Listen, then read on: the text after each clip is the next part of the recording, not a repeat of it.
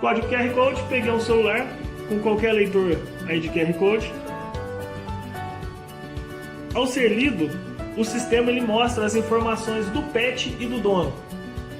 E nessa hora em que a pessoa que encontrou o seu pet está vendo as informações, né, para entrar em contato, o sistema ele pega a localização do celular da pessoa que encontrou o seu animal e envia um e-mail para o dono. No caso aqui o dono sou eu. Então aqui, enquanto a pessoa que encontrou o pet está vendo as informações do teaser, as vacinas que ele já tomou e as minhas informações para contato, eu já recebo um e-mail avisando, olha, que alguém encontrou o seu pet e ele está nesse lugar aqui, ó. Olha lá, não tem um e-mail aqui, acabou de chegar o e-mail, ó. Animal perdido, QR Code do seu animal foi lido, a localização do teaser aqui, ó.